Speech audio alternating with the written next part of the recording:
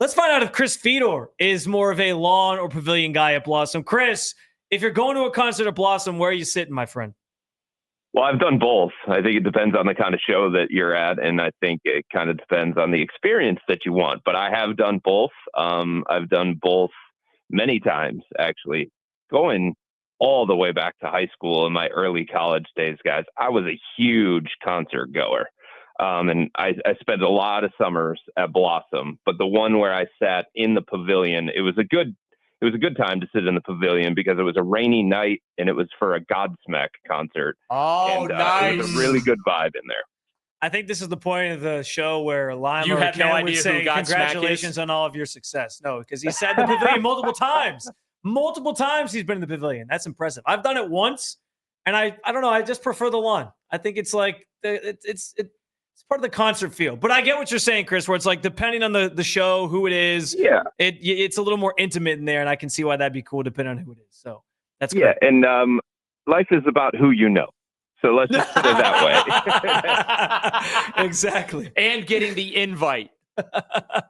There it is. I have an extra ticket for tonight. You want to come along? Yeah, sure. Please twist my arm. I'll take a free concert ticket. Chris, before we brought you on here last segment, we were sort of riffing about looking back on the 2016 championship and how the countdown to Sunday with a Game 7 in this NBA Finals is going to bring plenty of Cavaliers highlights from the last Game 7 that we've seen in the NBA Finals. I'm curious, as you've watched this series unfold, and we know what transpired between the Pacers and the Cavs when they played each other head-to-head, but which of these two teams, the Pacers or the Thunder, do you think the Cavaliers are closer to being in terms of trying to make a similar run? Neither. I mean, I just think we have the two best teams in the NBA right now playing in the finals. I think we have the two most deserving teams in the NBA that are playing in the finals right now. And look, I think President of Basketball Operations, Kobe Altman, said it during his end of season wrap up. This is a 16-game season, and the 16-game season is very, very different than the 82-game season. And the Cavs have done a lot of good things during the regular season, but they have to find a way, guys, to get what they do in the regular season to translate to postseason success. And the thing that we know about OKC because of this run, and the thing that we know about Indiana because of the last two runs that they've been able to make, is that what they do translates to postseason success, that they've got postseason players on their roster. They've got guys who can understand what postseason basketball is all about, and they can handle the pressure. They can handle the intensity. They can handle the physicality and everything involved with postseason basketball.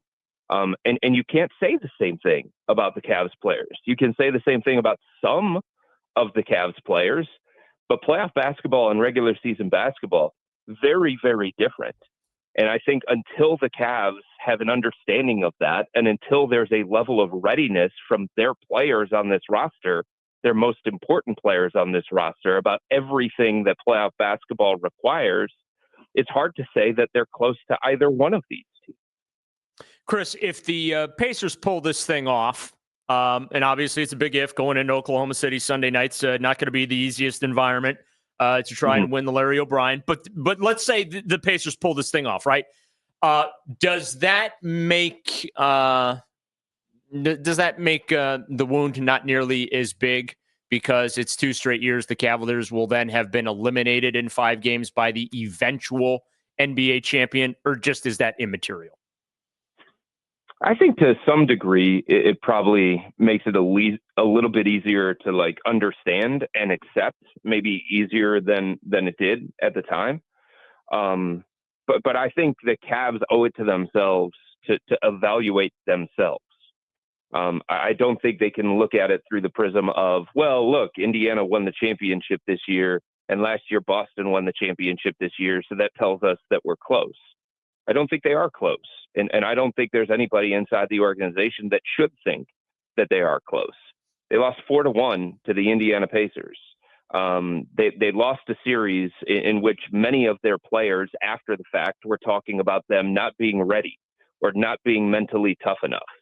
And I think those things have to resonate with the decision makers in this organization rather than, hey, well, because Indiana won the championship or because Boston won the championship, that should make us somehow feel a little bit better about ourselves.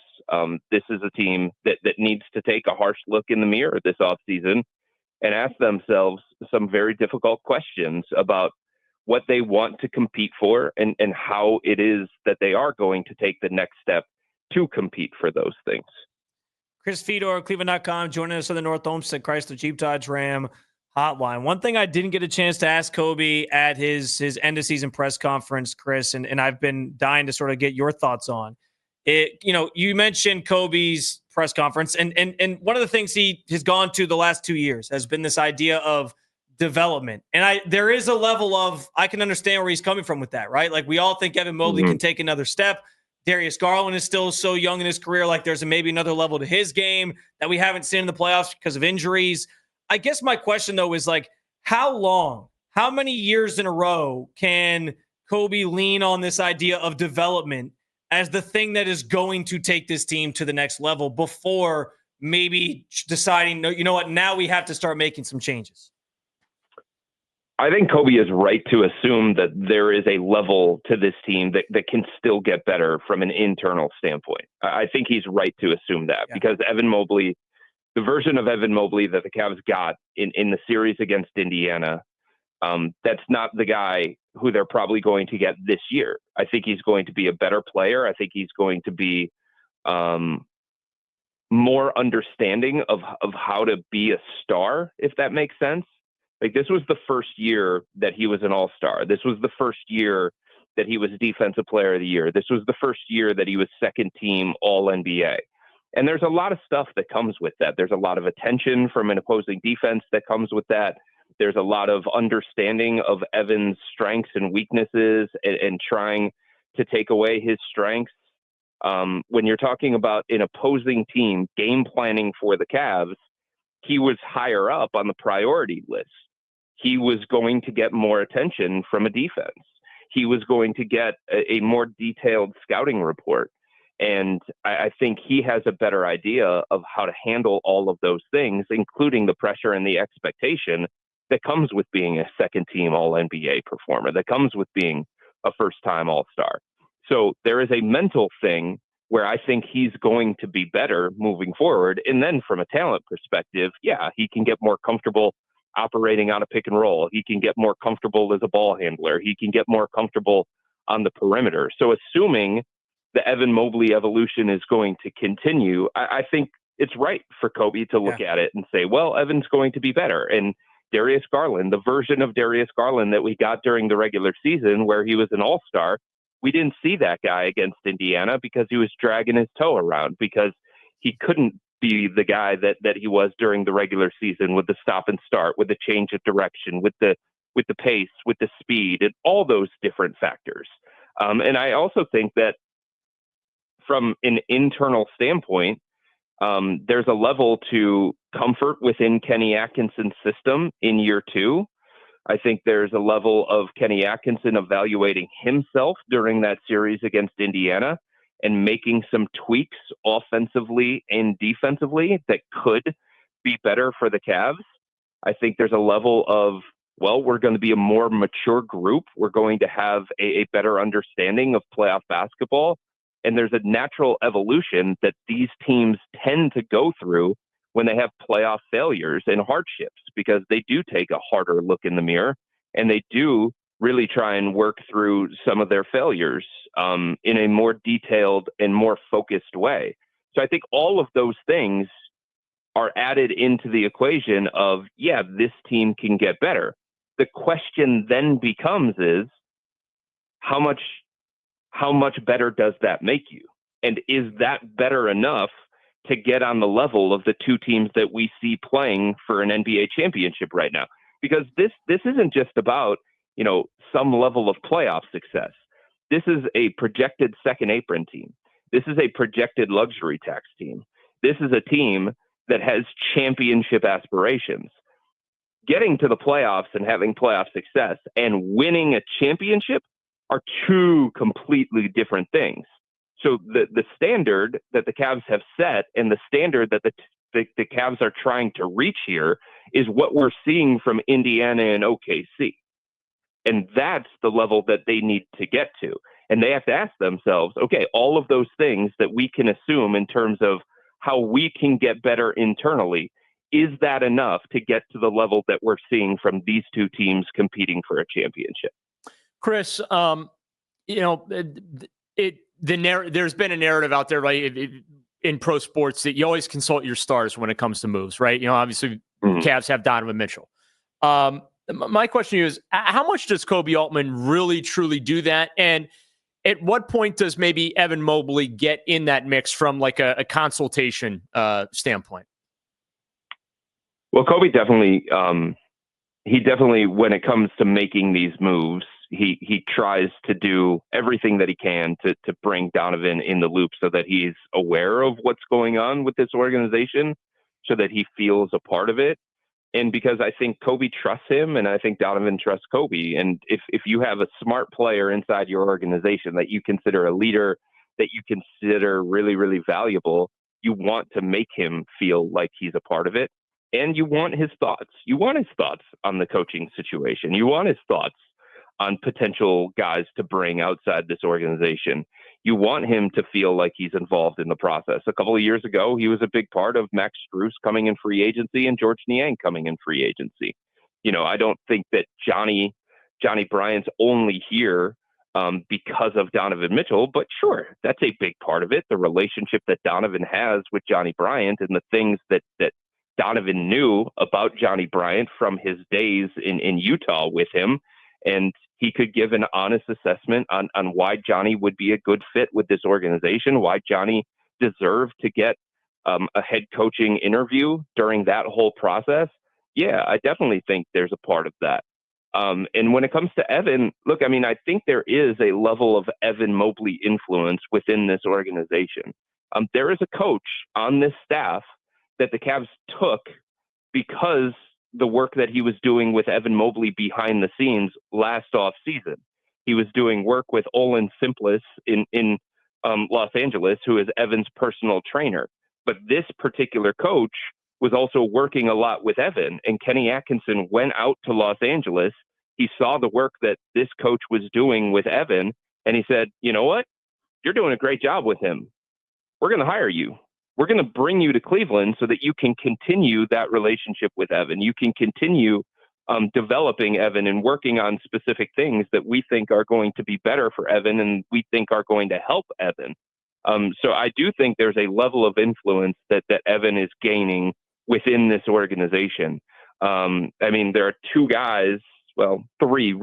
three main components of this organization who have coaches on this staff who are largely tied to that specific player. It's Evan Mobley, it's Darius Garland, and it's Donovan Mitchell.